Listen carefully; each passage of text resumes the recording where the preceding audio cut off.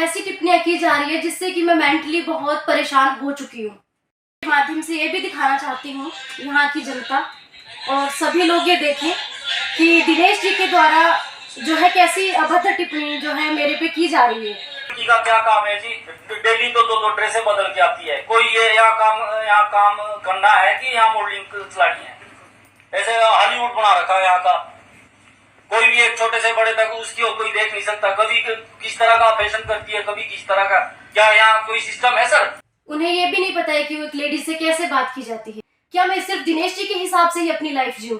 नगर पंचायत राजगढ़ में बवाल थमने का नाम नहीं ले रहा है और एक दूसरे के ऊपर टिप्पणियां की जा रही हैं। आपको बता दें कि नगर पंचायत राजगढ़ के उपाध्यक्ष दिनेश ठाकुर ने कुछ समय पहले नगर पंचायत सामुदायिक प्रबंधक सुरक्षा के ऊपर टिप्पणियां की थी, जिसको लेकर आज सामुदायिक प्रबंधक सुरक्षा ने मीडिया से रूबरू होते कहा कि दिनेश ठाकुर द्वारा उनके निजी जीवन पर टिप्पणियां की जा रही है। विकास के कार्य पर उनके द्वारा कभी कोई बात नहीं की गई, लेकिन मेरे निजी जीवन के ऊपर अभद्र प्रकार की टिप्पणियां उनके द्वारा की जा रही है, जिसके कारण मैं मानसिक रूप से काफी परेशान हो चुकी हूँ।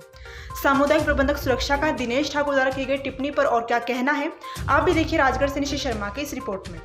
मैं सुरक्षा सामुदायिक प्रबंधक नगर पंचायत राजगढ़। मैं पिछले 5 वर्षों से नगर पंचायत कार्यालय में कार्यरत हूँ।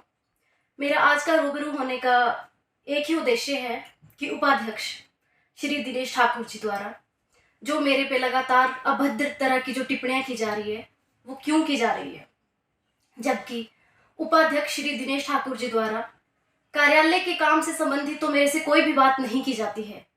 1 से 2 साल उनको उपाध्यक्ष जो बन के होने को आया है, पर उनके द्वारा कार्य से संबंधित मेरे साथ कोई भी बात आज तक नहीं की गई है।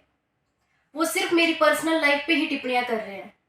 तो मैं आज मीडिया के माध्यम से ये पूछना चाहती हूँ कि वो ऐसा क्यों कर रहे हैं, जबकि उनके द्वारा दिनांक 13 जुलाई 2021 को भी मेरे पे बहुत ही अभद्र टिप्पणी की गई थी, जिसमें उन्होंने कहा कि ये लड़की तो 2 दिन में 2 से 3 बार कपड़े चेंज करती है।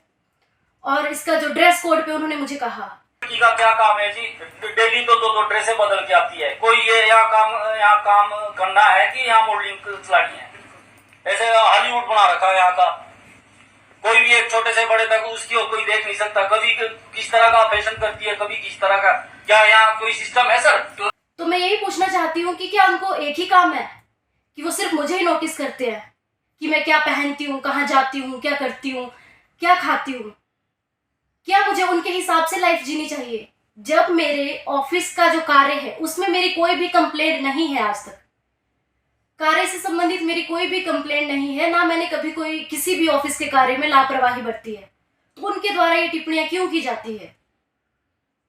मुझे जवाब चाहिए। श्री दिनेश ठाकुर जी द्वारा ये भी कहा जाता है सचिव को कि इस लड़की को यहाँ से निकालो। तो इसके लिए मैं उन्हें ये कहना चाहती हूँ कि ना तो मुझे सचिव ने रखा है, ना ही मुझे किसी चेयरमैन ने यहाँ पे रखा है। हमें सरकार ने रखा है और कार्य करने के लिए रखा है, और जो कि हम कार्य कर रहे हैं।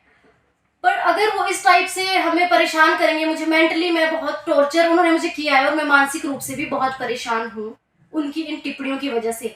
अभी भी 12 तारीख को कोई मीटिंग हुई है ऑफिस में, मैं तो यहाँ पे नहीं थी। उन्होंने कहा कि ये लड़की पर्सनल सेक्रेटरी है, सचिव की जो है ये पर्सनल सेक्रेटरी है। उन्होंने किस बिहाफ पे ये कहा? मैं मीडिया के माध्यम से ये जवाब आज उनसे मांगना चाहती हूँ कि उन्होंने किस बिहाफ पे मुझे कहा कि मैं जो सचिव की जो है पर्सनल सेक्रेटरी हूँ। मुझे जवाब चाहिए। जब कार्यालय के कार्य में मेरी कोई भी कंप्लेंट नहीं है, तो उनके द्वारा ये क्यों किया जा रहा है? और आए दिन जो है मुझे ऑफिस में सुनने को मिलता है, दिनेश जी हर एक एम्प्लॉय के पास मेरे बारे में बोलते हैं, आज सुरक्षा बस स्टैंड पे थी, आज वो वहां थी, आज ये वो खा रही थी, आज उसने ये पहना है, आज वो पहना है।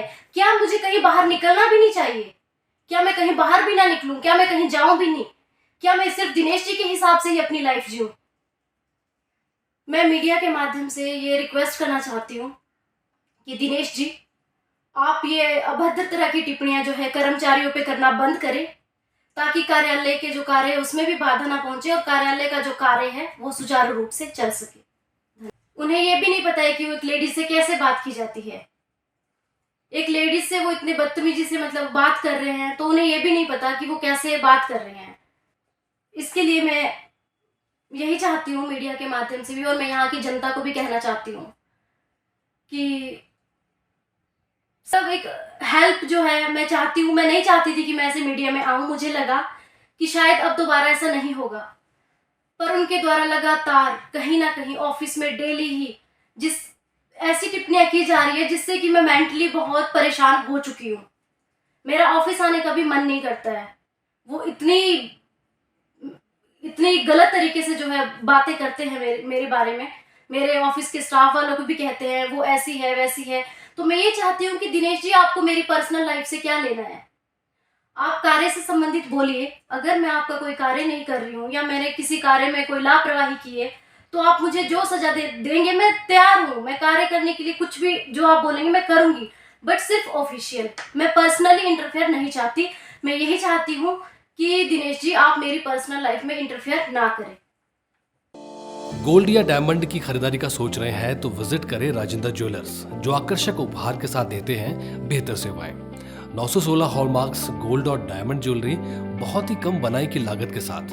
हमारे यहाँ आप खरीद सकते हैं शादी के आकर्षक डिजाइन से बनी ज्वेलरी। तो आइए और खरीदारी कीजिए और कीजिए अपनों को खुश। राजेंद्र ज्वेलर्स, नजदीकी शून्य मंदिर, सोलन। या कॉल करें 9816130423 9625682430।